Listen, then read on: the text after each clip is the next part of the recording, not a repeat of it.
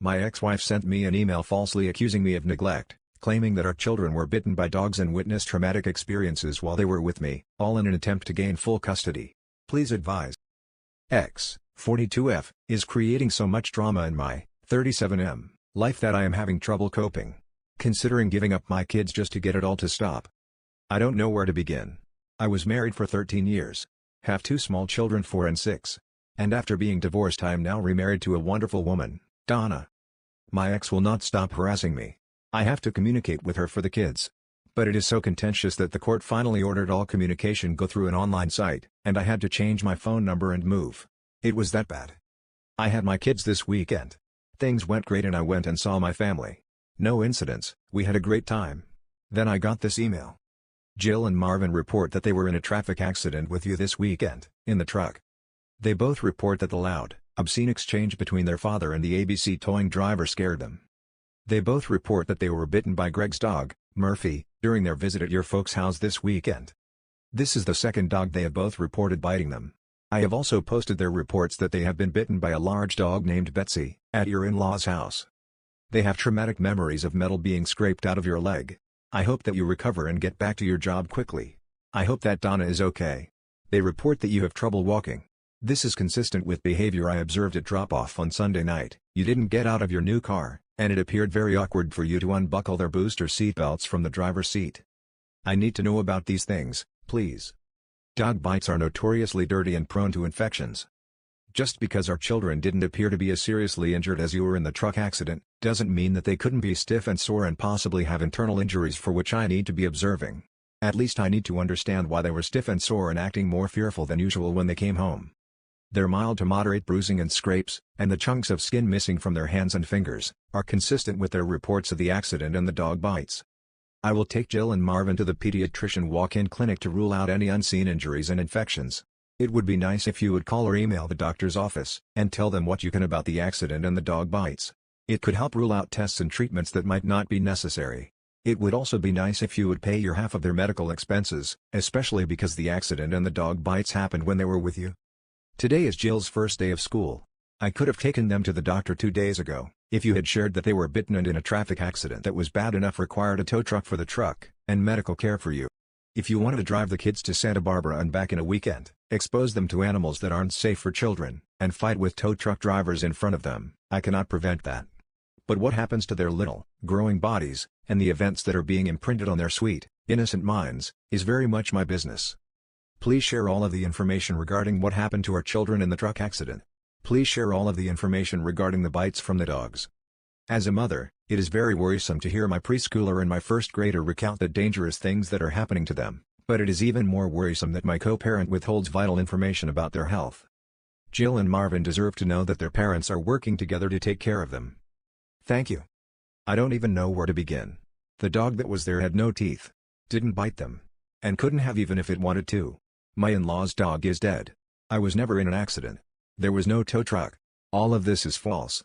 I can't even find a shred of a real event that could have gotten twisted. This comes on the heels of 4 days ago, her trying to corner me into signing away 30% of my custody agreement, and refusing to let me even look at the details of the paperwork. I am so frazzled by all of this that, at times, I think about signing away my parental rights just to not have the stress. But I don't want my children thinking I don't care for them and abandon them. How do you reason with this level of crazy? Any advice is welcome. I need help managing this. Relevant comments. Maybe you should do what she says. Email the doctor's office and tell them there was no car accident or dog bite. Comment, if you're willing to tell random armchair psychologists on Reddit you're considering signing away your children, chances are good she has picked up on that and is indeed doing whatever she can to make that happen. Get to an attorney as soon as humanly possible. Fight for your children. One day, they will know what you did, or what you didn't do. Update, 8 years later. I was looking in my profile and saw my post in this subreddit from 7 years ago, as my ex was causing so much chaos that I was doubting everything. I took everything to heart and implemented several things right away. I became a gray rock, and started documenting my ass off. I consulted my lawyers, and they said they advised several steps. The first of which was a 730 evaluation.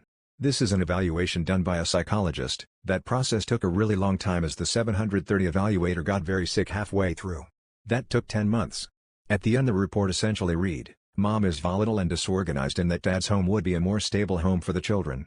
However, there is hope that Mom is starting to improve, so if things are still bad in 1 year it would be appropriate to change custody to Dad. This was a tough pill to swallow. Things were not better, and the chaos was just intermittent. So we just kept documenting, and doing our thing. Eventually, we started getting a lot of emails from teachers that Jill in particular, was often not bathed, never had her homework done, didn't have school supplies and that she was falling way behind in her studies. We applied for a trial to review custody, and asked for primary custody to be swapped to us. That was at the end of 2019, and trial was set for May 2020. So as you can imagine, once C-19 hit, everything got delayed. There was a large amount of events in 2020. C-19 shut down. Donna and I had a child, Rebecca. And then my ex started denying visitation to Jill and Marvin. Every 2 weeks I would go down. Wait in front of the house. No kids would emerge. Sometimes I would have the police come, not to force anything, but to get the documentation in terms of a case number. This went on for 4 months, before I was able to start getting visitation again. Eventually, the trial was set for summer of 2021 and went for 3 days and I had over 500 pages of documentation. Day 1 was entirely testimony from the co-parenting therapist we had been seeing for 5 years. She testified that my ex was the most difficult client she had ever worked with in her career, that my ex never followed a single agreement in session, and that she was a pathological liar. Last day of testimony was my ex, where she was caught lying on the stand, and was presented with evidence that she had been secretly taking the children to a medical professional for 2 years that I had explicitly not agreed to. So starting in August 2021, the judge ordered the kids come live with me, primary custody and limiting my ex to 4 days a month. It's now been 3 years. When Jill was in 5th grade she had a 26% in math, and a 40% in English. For the last 3 years, she has maintained a 4.0 every single year, and will be starting high school in honors geometry, honors English and AP biology. Marvin has also been doing well and just finished his first year of middle school with a 4.0 GPA, and is loving his coding and robotics elective. They have new clothes, and have learned new skills and responsibilities. Donna has been crucial in setting up patterns to help with success in school. Their rooms are both immaculate, and they are the ones doing it with very little direction from us. They are happy and finally involved in activities and sports. Our little Rebecca adores them both, and I will often find all 3 of them cuddled up together as one of the older 2 reads a book to her. Jill made the decision recently to stop going on visits to her mom. The chaos and drama started being directed at her.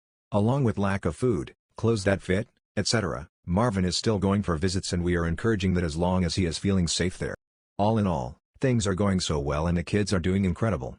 There are hard moments still but it has all been worth it, and we are able to shield them for the most part from any chaos their mom may want to start. If anyone is reading this that initially sent advice, thank you. When you are in the thick of it, it is tough to not feel like it is impossible and you will never be able to overcome it. I needed the outside perspective. Relevant comments.